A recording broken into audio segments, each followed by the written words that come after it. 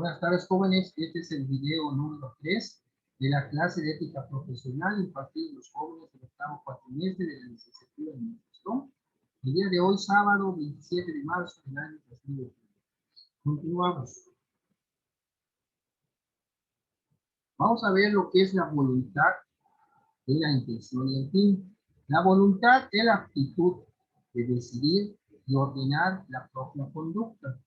Propiedad que se expresa de forma consciente en el ser humano para realizar algo con intención de un resultado.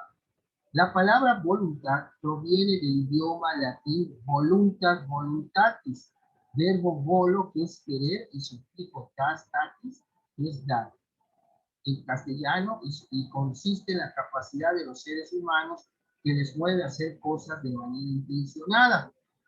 Es la facultad que permite al ser humano gobernar sus actos, decidir con libertad y optar por un tipo de conducta determinado. La voluntad es el poder de elección con ayuda de la conciencia. El actuar humano está orientado por todo aquello que aparece como la mejor opción, desde las actividades recreativas hasta el empeño por mejorar en el trabajo, sacar adelante a la familia o ser productivos y eficientes. La voluntad opera principalmente en dos sentidos. De manera espontánea, debido a la motivación y al convencimiento de realizar ese algo, como el querer salir de los problemas, el querer salir adelante o salir a pasear con alguien, iniciar una afición o un pasatiempo, organizar una reunión, asistir a un entrenamiento, etc. De forma consciente, debido al esfuerzo u obligación a realizar determinadas cosas, terminar un informe a pesar del cansancio, estudiar una materia que no le gusta a una persona o presenta dificultades, recoger las cosas que están fuera de su lugar, levantarse a pesar del sueño que uno pueda tener. Todo esto representa un ejercicio de voluntad porque se llega a la decisión de actuar contando con los inconvenientes. Y el sueño, y sabes que tienes que ir a clase, pues te vas a tener que levantar. La voluntad es fundamental para el ser humano, pues le dota de capacidad para llevar a cabo acciones contrarias a las tendencias inmediatas del momento. Sin voluntad no se pueden lograr objetivos planeados. Es uno de los conceptos más difíciles y debatidos de la filosofía, especialmente cuando los filósofos investigan cuestiones como las que se refieren al libre albedrío. Existe la cuestión adicional de si puede simultáneamente observar lo que se desea hacer y además tener conocimiento de las razones por las que se elige hacer eso en lugar de otra cosa. Las interrogantes más profundas sobre la existencia humana giran a menudo alrededor de las cuestiones sobre la voluntad. ¿Cuál es el concepto de voluntad en filosofía? El racionalismo postergó el concepto de voluntad hasta que Immanuel Kant no vuelve a cobrar prestigio.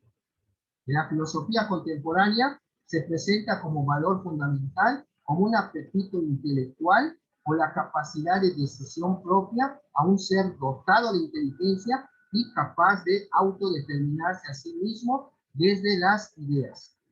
La voluntad es la potencia del ser humano que le mueve a hacer o no hacer una cosa.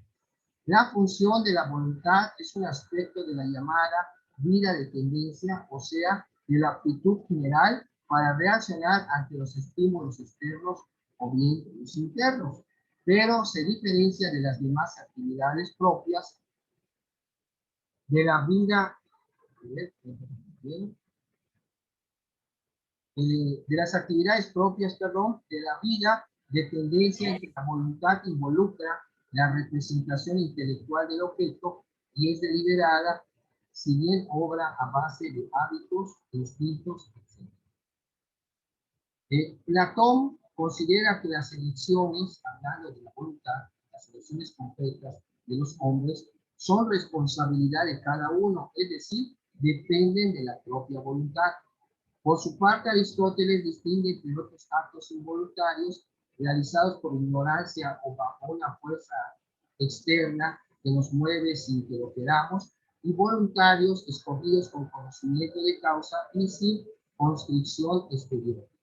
Arthur Schopenhauer, en su obra más importante, El mundo como voluntad de representación, entiende que la voluntad es la realidad última, hablando de la kantiana, la cosa en sí, la realidad última subyacente al mundo de la percepción sensible, hablando de intuición empírica.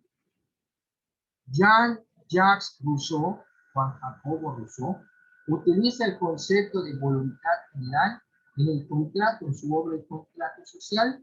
Hasta entonces, el bien común, interpretado por el gobernante, había sido la guía de la actuación en cualquier sistema político, incluso en la monarquía absoluta.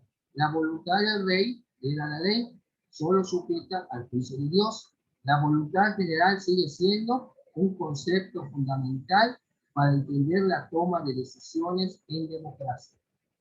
El filósofo Joaquín Trincado Mateo, en el libro Conócete a ti mismo, define la voluntad racional como causa única del universo y toda demostración de vida, llamándose esa voluntad racional sencillamente espíritu.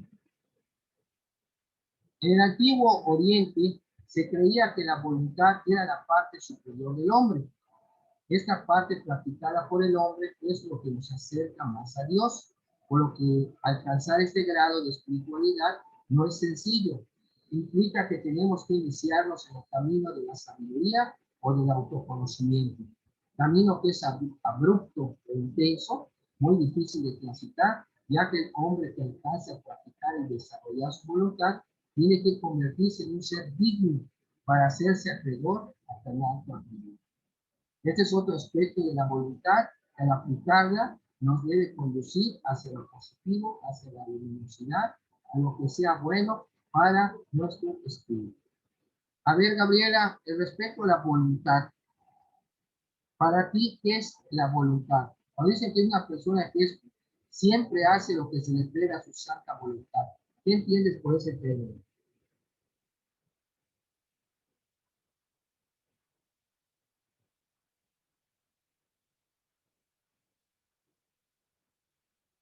¿Estás ahí, Gabriela? No, que no está. ¿Estás ahí, Gabriela? No, que no está. Cecilia, Sí, la voluntad. ¿Qué para opinas? Sí. mí la voluntad sería capaz de decidir una decisión o, o bien sí, tener el deseo de cumplir lo que yo quiero. Ahí estás hablando de lo que tú quieres. Acuérdate que hay una oración que menciona, hágase tu voluntad en la tierra como en el cielo. O sea, hágase lo que tú deseas y lo que tú quieres. Bueno, qué bueno que mencionaron la palabra querer, como la persona que dice, esta persona siempre hace lo que quiere su santa voluntad.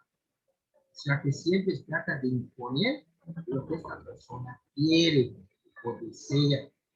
Entonces, la voluntad es una expresión, como pueden ver ustedes así, externa de lo que nosotros queremos.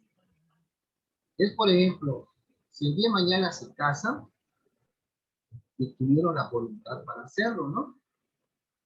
Era como Gabriela dijo que desbloqueó el celular, tuvo la voluntad para hacerlo.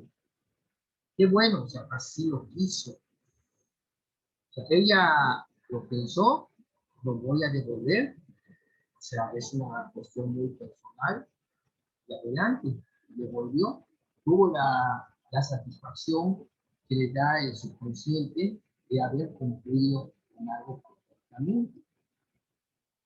No hubiera sido que no lo da, lo 20, pues ahí empiezan después los casos, pero ella actuó de una manera correcta. La voluntad y el deber.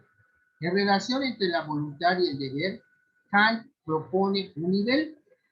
Si hablamos de la voluntad como algo absolutamente incondicionado, de la voluntad santa, entonces estaríamos ante algo que es absolutamente bueno en sí y que por lo tanto no tendría que actuar por deber para ser buena en sí.